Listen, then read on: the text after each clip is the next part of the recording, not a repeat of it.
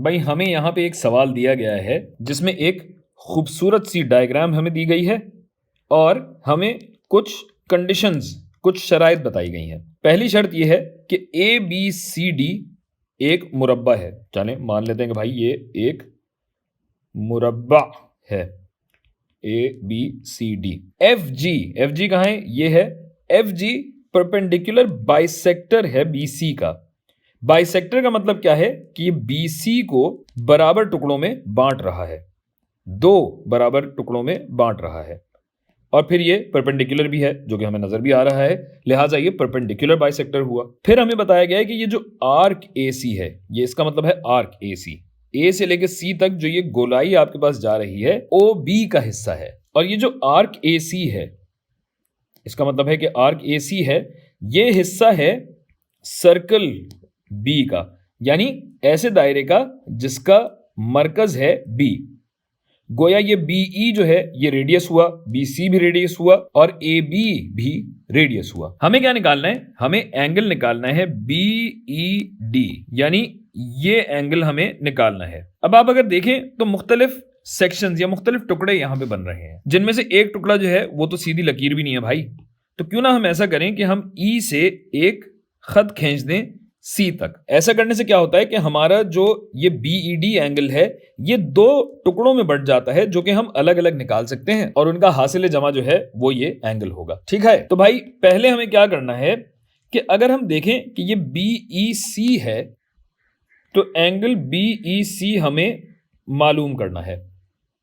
अच्छा, अब ऐसा करने से हुआ क्या है कि हमारे पास दो अदद मुसल्लस आ गए हैं जिनकी साइडें बराबर हैं। अगर मैं इसको x कह रहा हूं तो मैं ये जानता हूं कि BE जो है ये भी निस्फ कतर है, तो ये भी x के बराबर होगा। तो भाई बात यह है कि अगर मैं किसी तरीके से ये साबित कर दूं कि ये जो मुसल्लस BEG है ये और मुसल्लस CEG अगर किसी तरीके से मैं बता सकूं कि मुवाफिक हैं, कॉन्ग्रुएंट हैं, तो इस एंगल को निकालने में बड़ी आसानी हो जाएगी।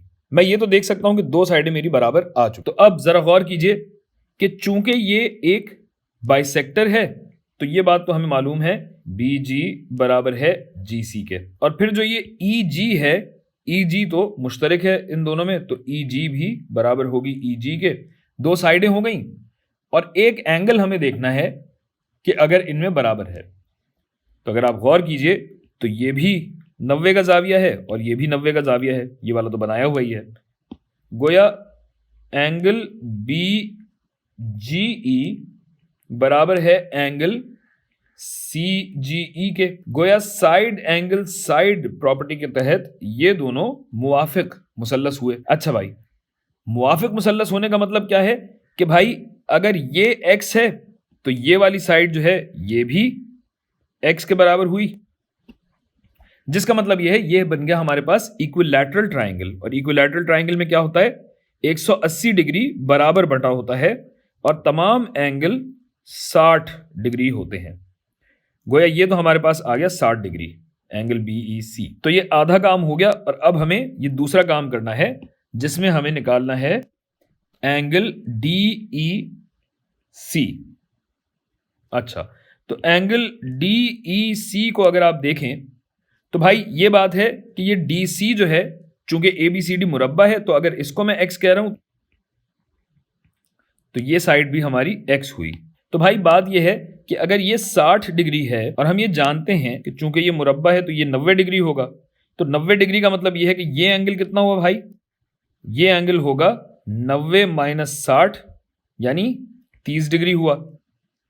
एंगल ECD जो है वो है हमारा 30 डिग्री। अब हम जानते हैं कि ये साइड भी x है और ये साइड भी x है। गोया ये एंगल जिसको अगर मैं कह दूं अल्फा, तो ये भी इस एंगल के बराबर होगा अल्फा के, और एक एंगल हमारे पास निकल चुका है। तो हम जानते हैं कि 30 प्लस 2 अल्फा बराबर होगा 180 डिग्री के, क्योंकि ये मुसल्लस है। जिस हिसाब से अल्फा हमारा क्या बना, 180 माइनस 30 150 बटा 2, गोया 75 डिग्री हुआ ये।